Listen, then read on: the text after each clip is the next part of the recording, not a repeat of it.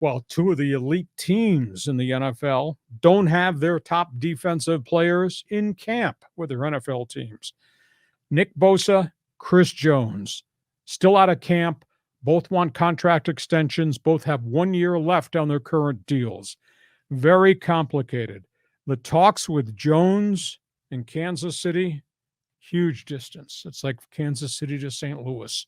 I mean, that's how much mileage it needs to be made up. They play Thursday against Detroit. There's no way he can come to camp, even if they solve this, and be able to play. He was not in their OTAs. He's not been in any preseason workouts, much less preseason games. Chris Jones supposed to make $19 million this season.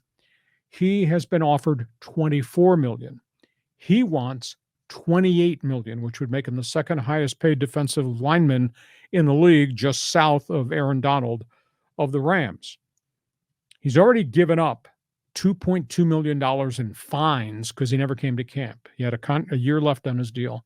If he misses Thursday night, the taxi meter starts running. It's 1.1 million lost game check for every game that he misses. It's a significant amount of money. Nick Bosa is making $17 million. He's got 34 quarterback sacks in the last year and a half in San Francisco. Nick Bosa wants $30 million. He wants to be the highest paid pass rusher and just south also of Aaron Donald. He misses opening day this weekend, San Francisco. He's going to lose a $750,000 a week game check. Those two guys are integral to the defensive success of both these teams. It's weird. Kyle Shanahan says it's up to the front office to get this deal done. I trust my front office. Andy Reid is really different. Andy Reid's treating it like defensive tackle's got a sprained knee. Maybe he's out 4 weeks. Next man up. Well, I'm sorry. There is no next man that equates to Chris Jones in Kansas City or Nick Bosa in San Francisco. Response? I'm shocked by this. I mean, because granted, you can make a case that they deserve that money, but they're losing money every week. You know, their money is dwindling. I say take the cash and then negotiate in the off season or try to work a deal in the middle of this season.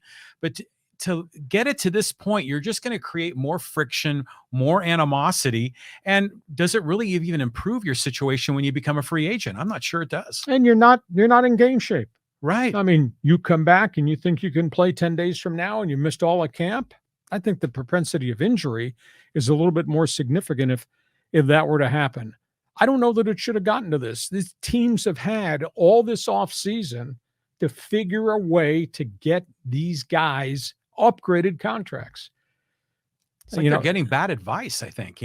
They're also dug their heels in the dirt, which ownership and bleeping management always tends to do in negotiations. But, Kansas City, if they don't have Chris Jones for 3 weeks or 4 weeks, as his holdout continues, or he finally signs and gets himself into camp and into actual NFL game shape. San Francisco's and Bosa, they're not the same team. Well, aren't the Chiefs like right up against the cap? Everybody's up against the cap. So if they were to figure out a way to redo his deal, they'd have to kick other guys off the roster, wouldn't they? They might, but there is CPA help out there that'll find you a way to finagle the structure of the contract so you fit them underneath the cap. But on the field, this is really important.